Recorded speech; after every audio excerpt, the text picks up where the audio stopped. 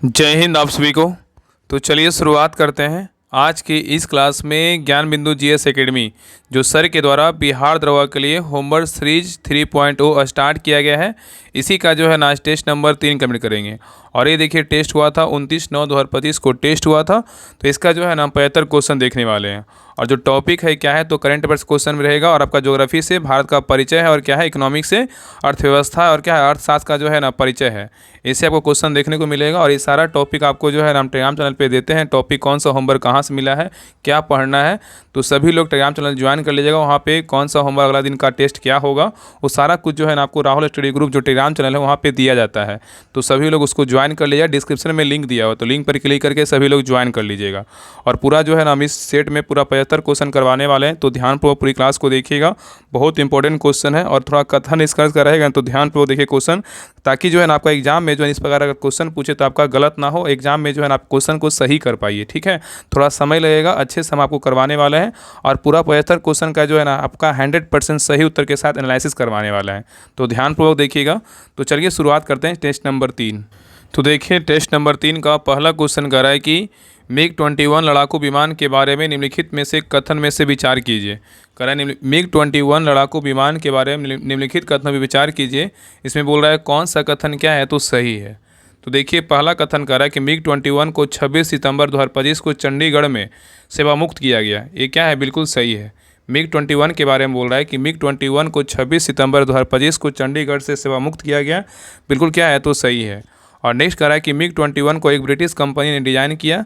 ये क्या है, बिल्कुल गलत है। MiG-21 को एक ब्रिटिश कंपनी नहीं, एक जो है ना रूसी कंपनी ने क्या किया, डिज़ाइन किया। तब क्या होगा, सही होगा। नेक्स्ट ये कह रहा है कि MiG-21 को इसे जो है 1965 में भारतीय वायुसेना में शामिल किया गया था। ये भी क्या है तो गलत है, 1965 नहीं होगा। यहाँ पे क्या होगा, 1963 में जो है इसको शामिल किया गया था। ठीक है, केवल क्या होगा, एक जो है ना केवल एक क्या है सही है, बाकी 2 और 3 क्या है तो गलत है। चलिए नेक्स्ट क्वेश्चन पे आइए। आगे कह रहा है कि किस कंपनी ने अंडमान सागर में प्राकृतिक गैस भंडार की खोज की है, बताइए। क्वेश्चन यहाँ पे कह रहा है कि किस कंपनी ने अंडमान सागर में प्राकृतिक गैस भंडार की खोज की है, बताइए क्या होगा। तो 2 का सही उत्तर क्या होगा, तो ऑप्शन नंबर यहाँ पे डी होगा, ऑयल इंडिया लिमिटेड है। क्या है, ऑयल इंडिया लिमिटेड है। और इसका स्थापना पूछेगा तो कब हुआ था, 1959 में स्थापना हुआ था। और गेल इंडिया लिमिटेड का स्थापना पूछेगा तो कब हुआ, तो 1984 में हुआ था। और ONGC का स्थापना बोलेगा तो कब हुआ था, तो ONGC का स्थापना 1956 में हुआ था। और रिलायंस इंडस्ट्रीज़ का स्थापना बोलेगा तो 1957 में हुआ था। ठीक है, तो ये सारे का जो है ना स्थापना याद रखिएगा। चलिए आगे देखिए। क्वेश्चन नंबर 3 पे करा निम्नलिखित में से किसने स्वैपेबल बैटरी वाले इलेक्ट्रिक भारी ट्रकों का भारत का पहला जो है ना बेड़ा लॉन्च किया, बताइए। क्वेश्चन यहाँ पे कह रहा है कि निम्नलिखित में से किसने स्वैपेबल बैटरी वाले इलेक्ट्रिक भारी ट्रकों का भारत का जो है ना पहला बेड़ा लॉन्च किया है, बताइए किसने किया है। तो 3 का सही उत्तर क्या होगा, तो ऑप्शन नंबर यहाँ पे बी होगा, जवाहरलाल नेहरू बंदरगाह प्राधिकरण किया है। ठीक है, और ये कहाँ है, जवाहरलाल नेहरू बंदरगाह प्राधिकरण बोलेगा तो कहाँ है, तो महाराष्ट्र में। कहाँ है, तो महाराष्ट्र में। ठीक है, और यहाँ पे दीनदयाल बंदरगाह प्राधिकरण बोलेगा तो कहाँ है, गुजरात में है।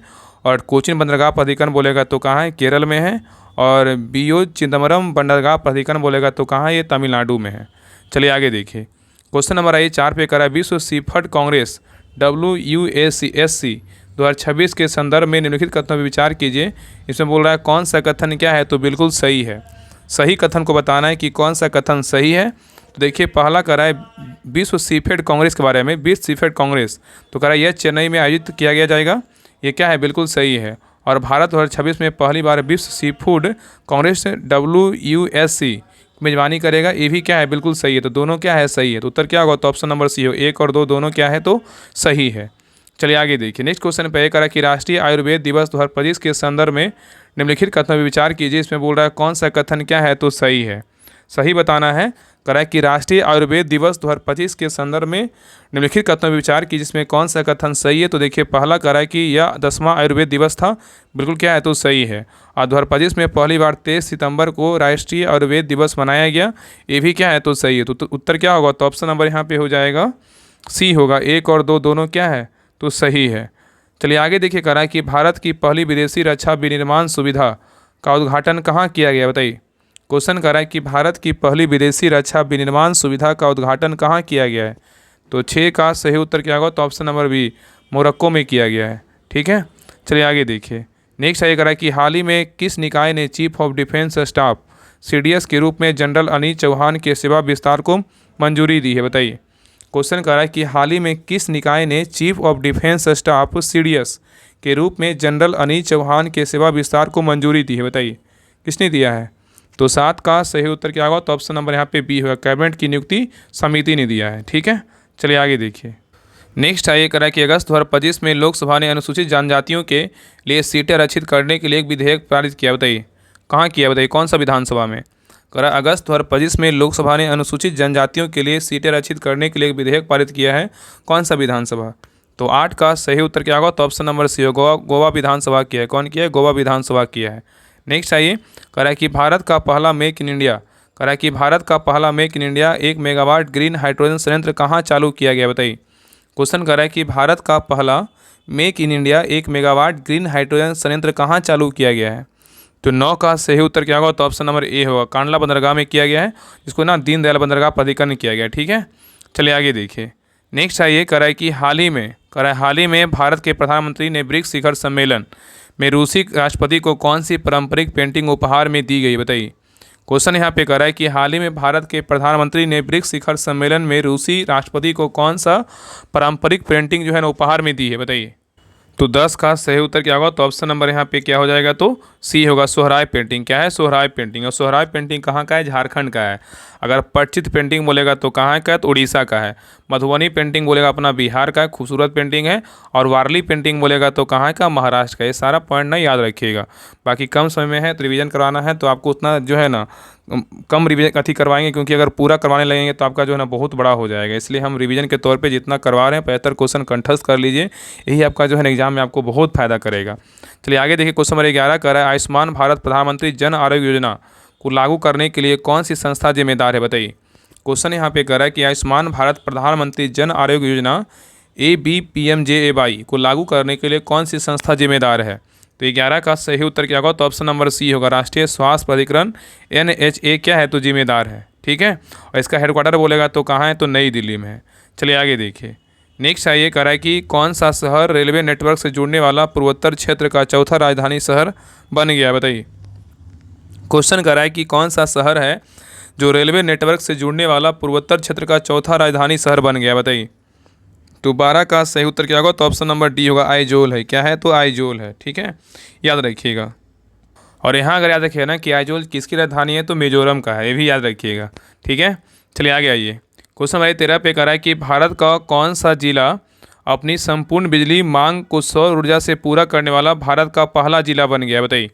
क्वेश्चन यहाँ पे कह रहा है कि भारत का कौन सा जिला है जो अपनी संपूर्ण बिजली मांग को सौर ऊर्जा से पूरा करने वाला पहला जिला बन गया? बताइए कौन सा जिला है? तो 13 का सही उत्तर क्या होगा? तो ऑप्शन नंबर बी होगा, क्या होगा? दीव जिला है। कौन सा जिला है? तो दीव जिला है। और याद रखिए ना, स्वच्छ वायु सूचकांक में टॉप में कौन सा शहर है? तो सूरत है।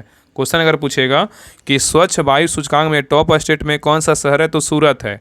और 100% जो है ना सोलर में अगर शहर बोलेगा तो कौन सा है? तो कोचीन है। नेक्स्ट क्वेश्चन पे करा रामेश्वरम द्वीप और मुख्य भूमि भारत के बीच नए पंबन ब्रिज की अनूठी विशेषता क्या है? बताइए। क्वेश्चन यहाँ पे करा रामेश्वरम द्वीप और मुख्य भूमि भारत के बीच नए पंबन ब्रिज की अनूठी विशेषता क्या है? तो 14 का सही उत्तर क्या होगा? तो ऑप्शन नंबर यहाँ पे सी होगा, यह एक वर्टिकल लिफ्ट समुद्री पुल है। नेक्स्ट है करा कि माधव राष्ट्रीय उद्यान जिसे मार्च 2025 में टाइगर रिजर्व घोषित किया गया था, मध्य प्रदेश के जो है ना किस जिले में स्थित है? बताइए। क्वेश्चन यहाँ पे कह रहा है कि माधव राष्ट्रीय उद्यान जिसे मार्च 2025 में टाइगर रिजर्व घोषित किया गया था, मध्य प्रदेश के किस जिले में स्थित है? तो 15 का सही उत्तर क्या होगा? तो ऑप्शन नंबर बी होगा, शिवपुरी जिले में क्या है? तो स्थित है। नेक्स्ट आइए, कह रहा है कि 27 फरवरी 2025 को भारतीय प्रतिभूति और विनिमय बोर्ड सेबी के नए अध्यक्ष के रूप में किसे नियुक्त किया गया? बताइए। क्वेश्चन यहाँ पे कह रहा है 27 फरवरी 2025 को भारतीय प्रतिभूति और विनिमय बोर्ड सेबी के नए अध्यक्ष के रूप में किसे नियुक्त किया गया है? तो 16 का सही उत्तर क्या होगा? तो ऑप्शन नंबर बी होगा, तुहिन कांत पांडा को जो है नियुक्त किया गया है। और सेबी का स्थापना बोलेगा तो कब हुआ था? 1988 में हुआ था। और इसका मुख्यालय बोलेगा तो कहाँ है? तो मुंबई में है। ठीक है, याद रखिएगा। चलिए आगे देखिए। नेक्स्ट आइए, क्वेश्चन नंबर 17 पे कह रहा है निम्नलिखित कथनों पे विचार कीजिए। इसमें बोल रहा है कौन सा कथन क्या है? तो सही है। तो देखिए, पहला कह रहा है कि डोनाल्ड ट्रंप ने 20 जनवरी 2025 को संयुक्त राज्य अमेरिका के 47वें राष्ट्रपति के रूप में शपथ लिया है। बिल्कुल क्या है? तो सही है। डोनाल्ड ट्रंप ने 20 जनवरी 2025 को संयुक्त राज्य अमेरिका के 47वें राष्ट्रपति के रूप में शपथ लिया है। बिल्कुल क्या है? तो सही है। और नेक्स्ट करा है कि जेडी वेंस ने 20 जनवरी 2025 को संयुक्त राज्य अमेरिका के 47वें उपराष्ट्रपति के रूप में शपथ ली है। ये क्या है? गलत है। 47वें यहाँ पे नहीं होगा, क्या होगा? 50वें के रूप में जो है ना 50वें क्रम के हैं ये शपथ लिए हैं, ठीक है। यहाँ पे 50वें होगा, तो उत्तर क्या होगा? तो ऑप्शन नंबर 1 केवल 1 क्या है? बिल्कुल सही है। चलिए आगे देखिए। नेक्स्ट ये करा कि कौन सा राज्य मध्य प्रदेश के साथ मिलकर भारत का पहला अंतर्राज्यीय चीता संरक्षण गलियारा बनाने जा रहा है? बताइए। क्वेश्चन करा है कि कौन सा राज्य मध्य प्रदेश के साथ मिलकर भारत का पहला अंतर्राज्यीय चीता संरक्षण गलियारा बनाने जा रहा है?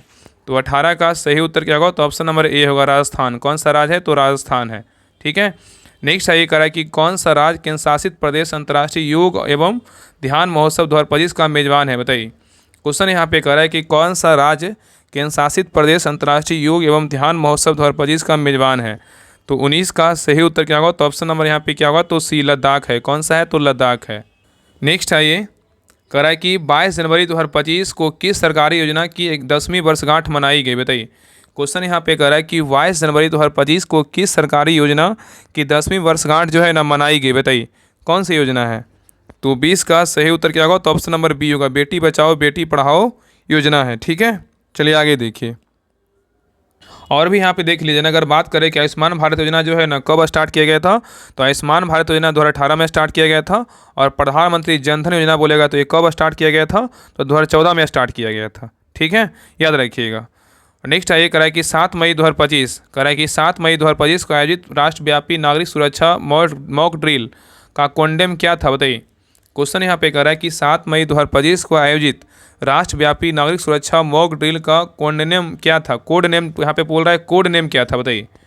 तो 21 का सही उत्तर क्या होगा? तो ऑप्शन नंबर बी, ऑपरेशन क्या था? अभ्यास था। नेक्स्ट आइए कह रहा है कि हाल ही में किस संस्था ने डिजिटल भुगतान सूचकांक जारी किया? बताइए। कह रहा है कि हाल ही में किस संस्था ने डिजिटल भुगतान सूचकांक जारी किया है? कौन किया है?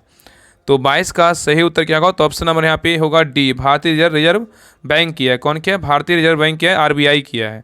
नेक्स्ट आइए कह रहा है कि हाल ही में केंद्रीय बजट में घोषित उस योजना का नाम क्या है जिसका उद्देश्य 100 क्षेत्रों किसानों को जो है ना सहायता प्रदान करना है?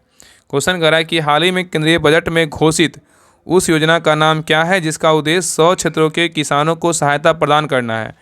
तो 23 का सही उत्तर क्या होगा? तो ऑप्शन नंबर ए होगा, प्रधानमंत्री धन धान कृषि योजना है। नेक्स्ट क्वेश्चन पे आइए। कह रहा है कि भारत नेट परियोजना का मुख्य उद्देश्य क्या है? बताइए। भारत नेट परियोजना का मुख्य उद्देश्य क्या है? तो 24 का सही उत्तर क्या होगा? तो ऑप्शन नंबर बी होगा, प्रत्येक ग्राम पंचायत को किफ़ायती हाई स्पीड इंटरनेट उपलब्ध कराना है। नेक्स्ट ये कह रहा है कि भारतीय अंतरिक्ष अनुसंधान संगठन इसरो GSLV F-15 का उपयोग करके NVS-02 उपग्रह को किस स्थान से जो है ना प्रक्षेपित किया गया? बताइए। क्वेश्चन यहाँ पे कह रहा है कि भारतीय अंतरिक्ष अनुसंधान संगठन इसरो ने GSLV F-15 का उपयोग करके NVS-02 उपग्रह को किस स्थान से प्रक्षेपित किया गया था? तो 25 का सही उत्तर क्या होगा? तो ऑप्शन नंबर यहाँ पे बी होगा, सतीश धवन अंतरिक्ष केंद्र SDSP श्रीहरिकोटा से किया गया है।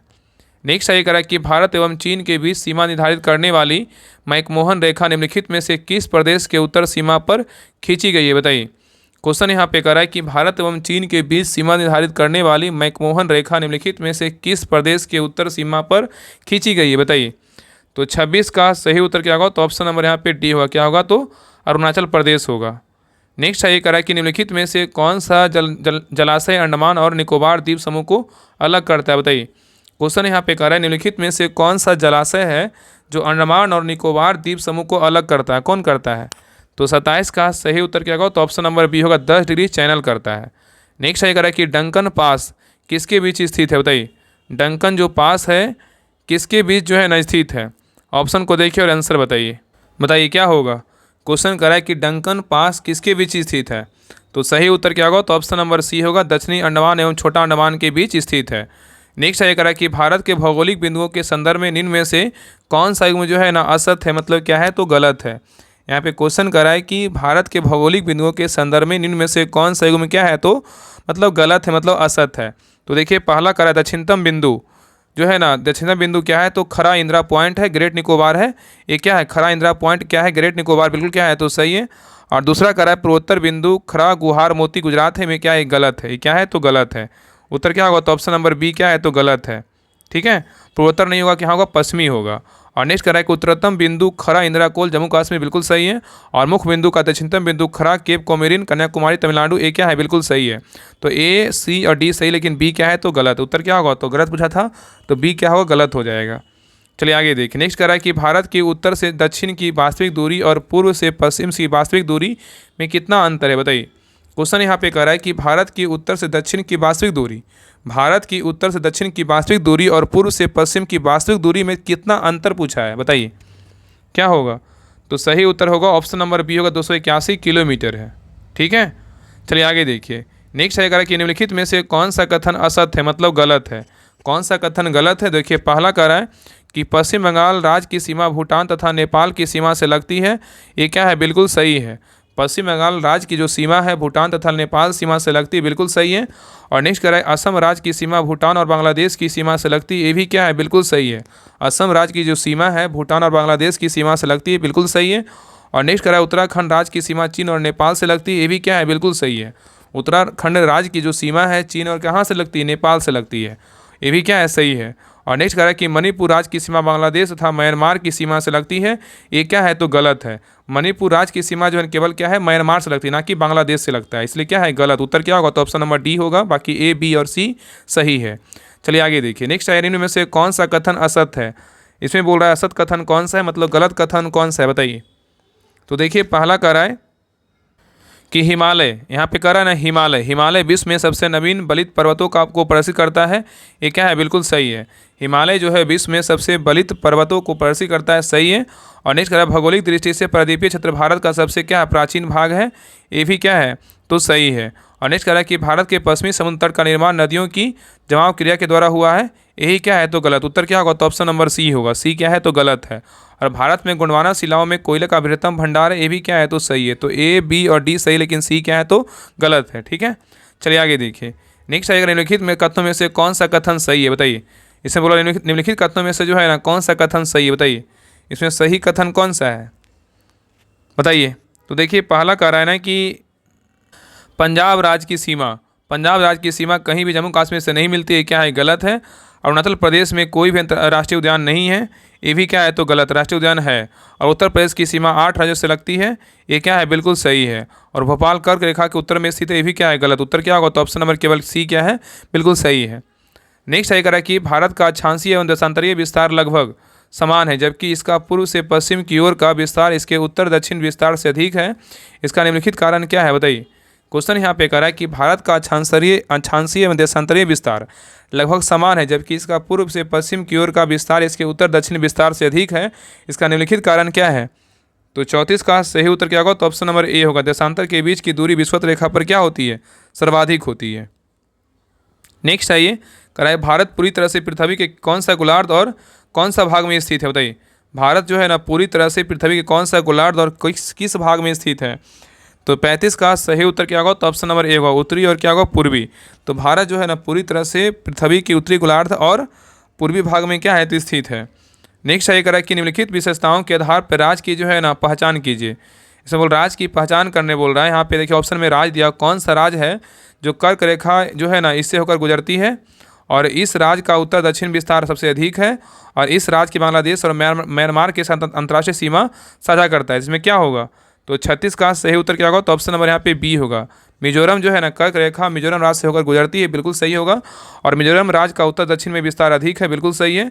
और मिजोरम राज्य की बांग्लादेश और म्यांमार के साथ अंतर्राष्ट्रीय सीमा है, ये भी क्या है, तो सही है। तीनों कथन क्या है, बिल्कुल सही है मिजोरम के संदर्भ में। चलिए आगे देखिए। नेक्स्ट है करा निम्नलिखित में से किस राज्य की राजधानी भूमध्य रेखा के सबसे निकट है, बताइए। क्वेश्चन करा निम्नलिखित में से किस राज्य की राजधानी भूमध्य रेखा के सबसे निकट है, तो क्या हो जाएगा, तो ऑप्शन नंबर सी होगा, पणजी है। किसका राजधानी है, गोवा का है। नेक्स्ट आइए कह रहा है कि भारतीय मानक एवं उत्तर रेखा इंडियन स्टैंडर्ड टाइम मेरिडियन 5 राज्यों से होकर गुजरती है, इनमें से कौन सा उन राज्यों में से एक नहीं है, बताइए। क्वेश्चन कह रहा है कि भारतीय मानक एवं उत्तर रेखा 5 राज्यों से होकर गुजरती है, इनमें से कौन सा उन 5 राज्यों में से एक नहीं है, बताइए। ऑप्शन को देखिए और आंसर बताइए, बताइए क्या होगा। तो 38 का सही उत्तर क्या होगा, तो ऑप्शन नंबर डी, बिहार नहीं है लेकिन छत्तीसगढ़ है, आंध्र प्रदेश है, उड़ीसा है। ठीक है, चलिए आगे देखिए। नेक्स्ट है कि यदि भारत में दोपहर के 12 बजे का समय है तो उसी दिन किस यमोत्तर में सुबह 7 बजेंगे, बताइए। यहाँ पे क्वेश्चन कर रहे हैं, यदि भारत में दोपहर के 12 बजे का समय है तो उसी दिन किस यमोत्तर में सुबह 7 बजेंगे। तो यहाँ पे सही उत्तर क्या होगा, तो ऑप्शन नंबर यहाँ पे डी होगा, 75 डिग्री पश्चिमी क्या होगा, देशांतर होगा। चलिए आगे देखिए, करा कि भारत के काल क्षेत्र टाइम जोन के संबंध में निम्नलिखित में से कौन सा कथन क्या है, तो सही है। सही कथन पूछा है कि कौन सा कथन क्या है, तो बिल्कुल सही है। तो देखिए पहला कह रहा है कि समग्र देश, कह रहा है कि समग्र देश के लिए एक मानक समय है, ये क्या है, बिल्कुल सही है। और नेक्स्ट कह रहा है कि अंडमान एवं निकोबार द्वीप समूह और लक्षद्वीप समूह के भिन्न काल क्षेत्र हैं, ये भी क्या है, तो गलत है। नेक्स्ट कह रहा है कि भारतीय मानक समय IST GMT से 5.5 घंटा पीछे है, ये क्या है, गलत है। 5.5 घंटा पीछे नहीं, क्या होगा, तो आगे होगा। इसलिए सही क्या है, केवल एक जो है ना बिल्कुल सही, बाकी 2 और 3 क्या है, तो गलत है। नेक्स्ट है ये कह रहा है कि निम्नलिखित कथनों में से कौन सा भारत के बारे में सही और सही उत्तर के चयन हेतु निम्नलिखित में से कूट का जो है ना उपयोग कीजिए। इसमें बोल रहा है कौन सा कथन क्या है, तो बिल्कुल सही है। सही कथन के बारे में बताना है कि कौन सा कथन सही है। तो देखिए पहला कह रहा है कि भारत जो है ना विश्व का 5वां बड़ा देश है, ये क्या है, गलत है। 5वां नहीं होगा, क्या होगा, तो 7वां बड़ा देश है। क्या है, तो 7वां बड़ा देश है। ठीक है, चलिए आगे देखिए, कह रहा है कि यह स्थल मंडल के कुल क्षेत्रफल का लगभग 2.4 भाग अधिकृत किए हुए हैं, ये क्या है, बिल्कुल सही है। और समस्त भाग उष्णकटिबंधीय में स्थित है, ये क्या है, गलत है। ये क्या है, गलत है। और 82 डिग्री पूर्वी देशांतर का उपयोग भारतीय मानक समय को निर्धारित करने के लिए किया जाता है, ये क्या है, तो सही है। 2 3 सही है, लेकिन एक और जो है ना, एक और नहीं, एक मिनट, 2 और 4 जो है ना सही है, लेकिन 1 और 3 क्या है, तो गलत है। तो उत्तर क्या होगा, तो ऑप्शन नंबर डी होगा। चलिए आगे देखिए, नेक्स्ट क्वेश्चन पे ये कहा कि भारत में कितने राज्य संघ राज्य क्षेत्रों को 2 से अधिक का अंतर्राष्ट्रीय सीमाएं हैं, बताइए। क्वेश्चन करा कि भारत में कितने राज्यों या संघ राज्य क्षेत्रों की 2 से अधिक का अंतर्राष्ट्रीय सीमाएं हैं, बताइए। तो 42 का सही उत्तर क्या होगा, तो ऑप्शन नंबर यहाँ पे क्या होगा, तो डी। कितने हैं, तो 4 हैं। कितने हैं, तो 4 हैं। ठीक है, इसमें कौन कौन है, तो लद्दाख है, सिक्किम है, अरुणाचल प्रदेश है, और क्या है, तो वेस्ट बंगाल है। चलिए आगे देखिए, नेक्स्ट आइए करा कि निम्नलिखित में से कौन सा भारतीय राज्य 2 अथवा अधिक देशों के साथ अंतर्राष्ट्रीय सीमा को साझा यहाँ पे नहीं करता है। यहाँ पे नहीं पूछा है कि निम्नलिखित में से कौन सा राज्य है जो 2 अथवा अधिक देशों के साथ अंतर्राष्ट्रीय सीमा को साझा नहीं करता है। 43 का सही उत्तर क्या होगा, तो ऑप्शन नंबर यहाँ पे डी होगा, त्रिपुरा है। क्या है, तो त्रिपुरा है। ठीक है, त्रिपुरा सिर्फ जो है ना 1 से करता है। चलिए आगे देखिए, नेक्स्ट आइए कह रहा है कि निम्नलिखित में से भारत के किस राज्य की सीमाएं सबसे कम राज्यों की सीमाएं के साथ लगती है, बताइए। क्वेश्चन कह रहा है कि निम्नलिखित में से भारत के किस राज्य की सीमाएं सबसे कम राज्यों की सीमाओं के साथ लगती है, बताइए। तो 44 का सही उत्तर क्या होगा, तो ऑप्शन नंबर यहाँ पे क्या होगा, तो डी होगा, सिक्किम। सिक्किम का कितना लगता है, तो 1 ही लगता है। ठीक है, लेकिन केरल का 2 से लगता है, तमिलनाडु का 3 से लगता है, उड़ीसा का जो है 4 से लगता है। चलिए आगे देख रहा है कि 8 डिग्री चैनल निम्नलिखित में से किसको पृथक करता है, बताइए। 8 डिग्री चैनल जो है निम्नलिखित में से किसको पृथक करता है। तो 45 का सही उत्तर क्या होगा, तो ऑप्शन नंबर यहाँ पे बी होगा, लक्षद्वीप को मालदीव से करता है। नेक्स्ट आइए, कराए कि भारत का कौन सा संघ शासित प्रदेश ऐसा है जिसमें 4 जिले हैं किंतु उसके किसी भी जिले की सीमा उसके किसी अन्य जिले की सीमा से नहीं मिलती, बताइए कौन सा है। कराए कि भारत का कौन सा संघ शासित प्रदेश ऐसा है जिसमें 4 जिले हैं किंतु उसके किसी भी जिले की सीमा उसके किसी अन्य जिले की सीमा से नहीं मिलती है। तो 46 का सही उत्तर क्या होगा, तो ऑप्शन नंबर बी होगा, पुडुचेरी है। ठीक है, नेक्स्ट आइए कह रहा है कि निम्नलिखित में से कौन से भारतीय राज्य बांग्लादेश की सीमा पर क्या है, तो स्थित है, बताइए। निम्नलिखित में से कौन से भारतीय राज्य है जो बांग्लादेश की सीमा पर क्या है, तो स्थित है। तो 47 का सही उत्तर क्या होगा, तो ऑप्शन नंबर ए होगा, पश्चिम बंगाल है, फिर असम है, मेघालय, त्रिपुरा और क्या है, मिजोरम है। नेक्स्ट आइए कह रहा है कि बिना अंतर्राष्ट्रीय सीमाओं से लगे स्थलबद्ध राज्यों में कौन से राज्य भारत में अधिकतम उत्तरी, दक्षिण, पूर्वी तथा पश्चिम राज्य है, बताइए। क्वेश्चन कर रहा है कि बिना अंतर्राष्ट्रीय सीमाओं से लगे स्थलबद्ध राज्यों में कौन से राज्य भारत में अधिकतम उत्तरी, दक्षिणी, पूर्वी तथा पश्चिमी राज्य है। तो 48 का सही उत्तर क्या होगा, तो ऑप्शन नंबर डी होगा, हरियाणा है, तेलंगाना है, झारखंड और क्या है, तो मध्य प्रदेश है। चलिए आगे देखिए, नेक्स्ट आइए करा कि कौन सा भारतीय राज्य उत्तर में भूटान तथा अरुणाचल प्रदेश, पूर्व में नागालैंड और मणिपुर, दक्षिण में मेघालय, त्रिपुरा, मिजोरम तथा बांग्लादेश और पश्चिम में बंगाल की सीमा पर है, बताइए। क्वेश्चन यहाँ पे कर रहा है कौन सा भारतीय राज्य उत्तर में भूटान तथा क्या है, अरुणाचल प्रदेश, पूर्व में नागालैंड और मणिपुर, दक्षिण में मेघालय, त्रिपुरा, मिजोरम तथा बांग्लादेश और पश्चिम में जो है बंगाल की सीमा पर कौन सा राज्य है, बताइए कौन सा भारतीय राज्य है। तो 49 का सही उत्तर क्या होगा, तो ऑप्शन नंबर 1 असम है। क्या है, तो असम है। नेक्स्ट आएगा कि भारत में निम्नलिखित राज्यों के समूह में कौन सा समूह पाकिस्तान की सीमा बनाता है, बताइए। क्वेश्चन कर रहा है कि भारत में निम्नलिखित राज्यों के समूह में से कौन सा समूह पाकिस्तान के साथ सीमा बनाता है। तो 50 का सही उत्तर क्या होगा? तो ऑप्शन नंबर बी होगा, पंजाब, जम्मू कश्मीर, राजस्थान और क्या है, गुजरात है। नेक्स्ट है, निम्नलिखित कथनों पर विचार कीजिए, करेक्ट कौन सा कथन क्या है बिल्कुल सही है। सही कथन का बात किया कि कौन सा कथन सही है, तो देखिए पहला करा असम। असम भूटान तथा बांग्लादेश की सीमाओं से लगा हुआ है, बिल्कुल क्या है, तो सही है। असम जो है भूटान तथा बांग्लादेश की सीमाओं से लगा हुआ है, बिल्कुल सही है। और पश्चिम बंगाल भूटान तथा नेपाल की सीमाओं से लगा हुआ है, ये भी क्या है, बिल्कुल सही है। पश्चिम बंगाल जो है भूटान तथा नेपाल की सीमाओं से लगा हुआ है, सही है। और मिजोरम जो है बांग्लादेश तथा म्यांमार की सीमाओं से लगा हुआ है, ये भी क्या है, सही है। तो 1 2 3 तीनों कथन क्या है, बिल्कुल सही। उत्तर क्या होगा? तो ऑप्शन नंबर ए होगा। चलिए आगे दिखा रहा है कि अर्थशास्त्र की कौन सी शाखा प्राकृतिक संसाधनों के भंडार और प्रदूषण की कमी से संबंधित है, जो तेजी से आर्थिक विकास का क्या है, तो परिणाम है। बताइए, क्वेश्चन कर रहा है कि अर्थशास्त्र की कौन सी शाखा प्राकृतिक संसाधनों के भंडार और प्रदूषण की कमी से संबंधित है, जो तेजी से आर्थिक विकास का क्या है, तो परिणाम है। तो 52 का सही उत्तर क्या होगा? तो ऑप्शन नंबर ए होगा, पर्यावरण क्या है, तो अर्थशास्त्र है।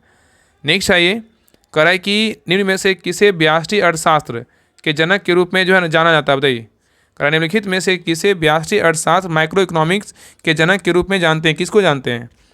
तो 53 का सही उत्तर क्या होगा? तो ऑप्शन नंबर यहाँ पे डी अल्फ्रेड मार्शल को जानते हैं। नेक्स्ट है, निम्न में से किसे समाप्त अर्थशास्त्र के रूप में जाना जाता है। बताइए, करनी में से किसे जो है ना समाप्त अर्थशास्त्र के रूप में जानते हैं, किसको जानते हैं? तो 54 का सही उत्तर क्या होगा? तो ऑप्शन नंबर डी होगा, मेनार्ड किन्स को जानते हैं। नेक्स्ट है कि कौन से जो है ना व्यक्तिगत निर्णय की इकाइयों जैसे कि उपभोक्ता संसाधनों के स्वामी तथा फर्मों के व्यवहार के अध्ययन के रूप में परिभाषित किया जाता है। बताइए, क्वेश्चन यहाँ पे करा है कौन सा जो है ना कौन सा अर्थशास्त्र है जो व्यक्तिगत निर्णय की इकाइयों जैसे कि उपभोक्ता संसाधनों के स्वामी और तथा फर्मों के व्यवहार के अध्ययन के रूप में परिभाषित किया जाता है। तो 55 का सही उत्तर क्या होगा? तो ऑप्शन नंबर ए होगा, सूक्ष्म अर्थशास्त्र है। नेक्स्ट है कि वह अर्थशास्त्री कौन है जिसने 1920 के दशक में माइक्रो मतलब सूक्ष्म शब्द को अर्थशास्त्र के रूप में पेश किया था? बताइए, कौन था? करा कि वह अर्थशास्त्री कौन है जिसने 1920 के दशक में माइक्रो मतलब सूक्ष्म शब्द को अर्थशास्त्र के रूप में पेश किया था? तो 56 का सही उत्तर क्या होगा? तो ऑप्शन नंबर यहाँ पे क्या हो जाएगा? तो क्या होगा? तो सी होगा, रैगनर फिस्को है। कौन है? रैगनर फिस्को है। नेक्स्ट है कि समष्टि अर्थशास्त्र मैक्रो इकोनॉमी को निम्न में से किस रूप में परिभाषित किया जा सकता है? बताइए, क्वेश्चन करा कि समष्टि अर्थशास्त्र मैक्रो इकोनॉमी को निम्न में से किस रूप में परिभाषित किया जा सकता है? तो 57 का सही उत्तर क्या होगा? तो ऑप्शन नंबर यहाँ पे डी होगा, अर्थशास्त्र की एक शाखा जिसमें समग्र रूप से अर्थव्यवस्था के व्यवहार और प्रदर्शन का क्या अध्ययन किया जाता है। नेक्स्ट है करा कि समष्टि अर्थशास्त्र मैक्रो इकोनॉमी जो है ना को और क्या कहा जाता है? बताइए, करा कि समष्टि अर्थशास्त्र मैक्रो इकोनॉमी को और क्या कहा जाता है?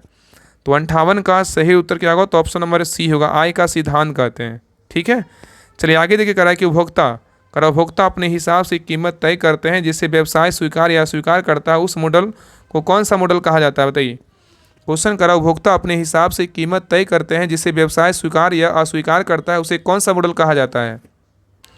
तो सही उत्तर क्या होगा? तो ऑप्शन नंबर यहाँ पे बी होगा, B2C मॉडल कहते हैं। ठीक है, बिजनेस मतलब क्या है? कंज्यूमर।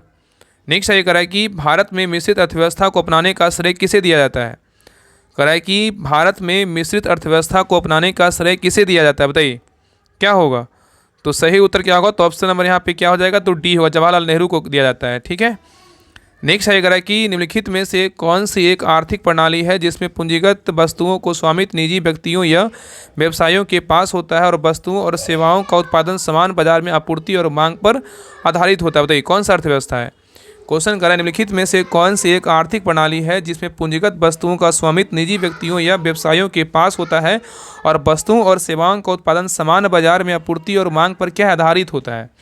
तो 61 का सही उत्तर क्या होगा? तो ऑप्शन नंबर यहाँ पे सी होगा, पूंजीवादी क्या है? तो अर्थव्यवस्था है।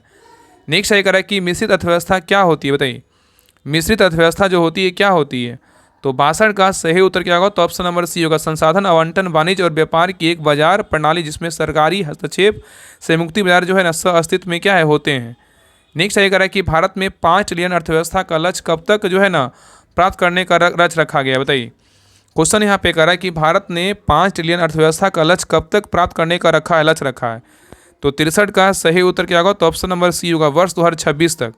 याद रखें ना कि वर्ष 2025 से 26 तक किया है, इसको जो है ना 2025 से 26 तक किया है। और सेकेंड बोलेगा कितना होगा? 2030 तक हो जाएगा। ठीक है, चलिए आगे देख करा कि बंद अर्थव्यवस्था वह अर्थव्यवस्था होता है जिसमें क्या होता है? करा कि बंद अर्थव्यवस्था वह अर्थव्यवस्था होता है जिसमें क्या होता है? तो 64 का सही उत्तर क्या होगा? तो ऑप्शन नंबर डी, ना निर्यात होता है और ना ही क्या होता है? आयात होता है। नेक्स्ट आइए, यहाँ पे क्वेश्चन नंबर 65 करा है कि अर्थव्यवस्था के प्रकारों को उदाहरण से मिलाइए। अर्थव्यवस्था का प्रकार है, यहाँ पे क्या उदाहरण है, कौन सा अर्थव्यवस्था का प्रकार का क्या उदाहरण, इसके बारे में बताना है। तो देखिए पहला क्या है, पारंपरिक अर्थव्यवस्था है। पारंपरिक अर्थव्यवस्था का उदाहरण क्या है, इसका क्या है, तो अफ्रीका के आदिवासी का क्या है, लोग है। और शासित अर्थव्यवस्था का उदाहरण क्या है, तो शासित अर्थव्यवस्था का उदाहरण बोलेगा तो क्या हो जाएगा, तो चीन हो जाएगा। और मुक्त बाजार अर्थव्यवस्था का बोलेगा तो क्या हो जाएगा, तो हांगकांग हो जाएगा। और मिश्रित अर्थव्यवस्था का बोलेगा तो क्या होगा, तो इंडिया हो जाएगा। ठीक है, तो उत्तर क्या होगा, तो ऑप्शन नंबर यहाँ पे सी होगा। चलिए आगे देखिए। नेक्स्ट है करा कि आर्थिक गतिविधियों के आधार पर भारतीय अर्थव्यवस्था में कितने क्षेत्र हैं। करा कि आर्थिक गतिविधियों के आधार पर भारतीय अर्थव्यवस्था में कितने क्षेत्र हैं। ऑप्शन को देखिए और आंसर बताइए। बताइए कितने क्षेत्र हैं। तो 66 का सही उत्तर क्या होगा, तो ऑप्शन नंबर यहाँ पे होगा 3। कितने क्षेत्र हैं, 3 क्षेत्र हैं। तो क्वेश्चन करा था कि आर्थिक गतिविधियों के आधार पर भारतीय अर्थव्यवस्था में कितने क्षेत्र हैं, तो 3 क्षेत्र हैं। नेक्स्ट है करा कि स्वतंत्रता की पूर्व संध्या EVE पर भारतीय अर्थव्यवस्था में व्यवसाय रोजगार का प्रमुख स्रोत और क्षेत्र कौन सा था। तो 67 का सही उत्तर क्या होगा, तो ऑप्शन नंबर 1 कृषि था। क्या था, कृषि था। नेक्स्ट है करा कि किसी अर्थव्यवस्था में मत्स्य पालन का एक कौन सा हिस्सा है, बताइए। करा किसी अर्थव्यवस्था में मत्स्य पालन किसका एक हिस्सा है। तो 68 का सही उत्तर क्या होगा, तो ऑप्शन नंबर डी प्राथमिक क्षेत्र का है। नेक्स्ट है करा कि किसी भी विकासशील अर्थव्यवस्था के प्रारंभिक चरणों में अधिकांश गतिविधियां किस क्षेत्र से क्या है, संबंधित होती है। क्वेश्चन करा किसी भी विकासशील अर्थव्यवस्था के प्रारंभिक चरणों में अधिकांश गतिविधियां किस क्षेत्र से संबंधित होती है। तो 69 का सही उत्तर क्या होगा, तो ऑप्शन नंबर सी होगा, प्राथमिक क्षेत्र से क्या है, संबंधित होती है। नेक्स्ट है 2011 के निम्न के अनुसार भारत की सर्वाधिक जनसंख्या निम्न में से किस क्षेत्र में नियोजित थी, बताइए। क्वेश्चन करा कि 2011 के निम्न के अनुसार भारत की सर्वाधिक जनसंख्या निम्न में से किस क्षेत्र में नियोजित थी। तो 70 का सही उत्तर क्या होगा, तो ऑप्शन नंबर डी होगा, प्राथमिक क्षेत्र। क्या है, तो प्राथमिक क्षेत्र होगा। ठीक है, नेक्स्ट है करा कि औपनिवेशिक भारत की भारतीय आबादी का लगभग 85% भाग अर्थव्यवस्था के इनमें से किस क्षेत्र पर निर्भर था, बताइए। क्वेश्चन यहाँ पे करा है कि औपनिवेशिक भारत की भारतीय आबादी का लगभग 85% भाग अर्थव्यवस्था के इनमें से किस क्षेत्र पर निर्भर था। तो 71 का सही उत्तर क्या होगा, तो ऑप्शन नंबर सी होगा, कृषि पर निर्भर था। चलिए आगे देखिए करा है कि निम्नलिखित में से कौन सा क्षेत्र भारत का सबसे बड़ा नियोक्ता है, बताइए। करा निम्नलिखित में से कौन सा क्षेत्र है जो भारत का क्या है, सबसे बड़ा नियोक्ता है, बताइए कौन सा क्षेत्र होगा। तो यहाँ पे सही उत्तर क्या होगा, तो ऑप्शन नंबर डी होगा, तृतीय क्षेत्र है। जो वर्तमान में क्या होगा, तृतीय क्षेत्र ही आंसर होगा। यहाँ पे द्वितीयक और ये जो है प्राथमिक नहीं होगा, यहाँ पे क्या होगा, तृतीयक होगा। जो वर्तमान में क्या है, तो तृतीय क्षेत्र है। ठीक है, चलिए आगे देखिए।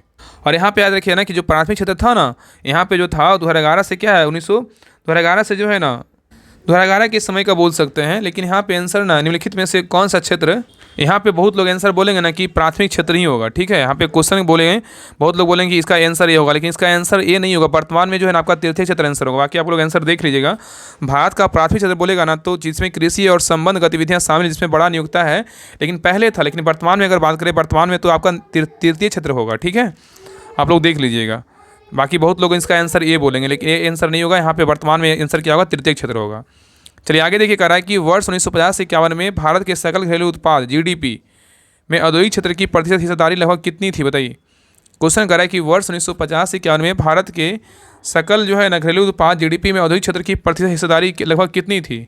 73 का सही उत्तर क्या होगा, तो ऑप्शन नंबर यहाँ पे सी होगा, कितना होगा, 13% होगा। ठीक है, चलिए आगे देख रहा है कि भारतीय अर्थव्यवस्था में इनमें से किस क्षेत्र को सेवा के रूप में जो है ना जाना जाता है, बताइए किसको जानते हैं। क्वेश्चन कर रहा है कि भारतीय अर्थव्यवस्था में इनमें से किस क्षेत्र को सेवा क्षेत्र के रूप में जाना जाता है, बताइए किसको जानते हैं। तो 74 का सही उत्तर क्या होगा, तो ऑप्शन नंबर ए तृतीय क्षेत्र को क्या जानते हैं, तो सेवा क्षेत्र के नाम से जो है जाना जाता है। ठीक है, याद रखिएगा। चलिए आगे देखिए करा है कि आर्थिक गतिविधियों के किस क्षेत्र के अंतर्गत परिवहन और क्या है, भंडारण आता है, बताइए किस में आता है। करा है कि आर्थिक गतिविधियों के किस क्षेत्र के अंतर्गत परिवहन और क्या है, भंडारण आता है, बताइए कौन सा क्षेत्र होगा। तो 75 का सही उत्तर क्या होगा, तो ऑप्शन नंबर होगा सी तृतीय क्षेत्र। क्या है, तृतीय क्षेत्र होगा। ठीक है, तो ये रहा टेस्ट नंबर 3 रहा। आप लोग क्लास कैसा लगा, आप लोग कमेंट सेक्शन में जरूर बताइएगा। और सभी लोग क्लास को लाइक कीजिएगा, शेयर कीजिएगा। अपना स्कोर जरूर बताइए कि आप लोग का जो है ना 75 में कितना मार्क्स आया, और क्लास कैसा लगा। अपना कमेंट में जो है ना आंसर जरूर, मतलब अपना कमेंट जरूर कीजिएगा। ठीक है, बाकी सभी लोग चैनल को सब्सक्राइब कर लीजिएगा और वीडियो को जो है लाइक ज़रूर कीजिएगा। तो मिलते हैं एक नई क्लास में, तब तक के लिए जय हिंद, जय भारत।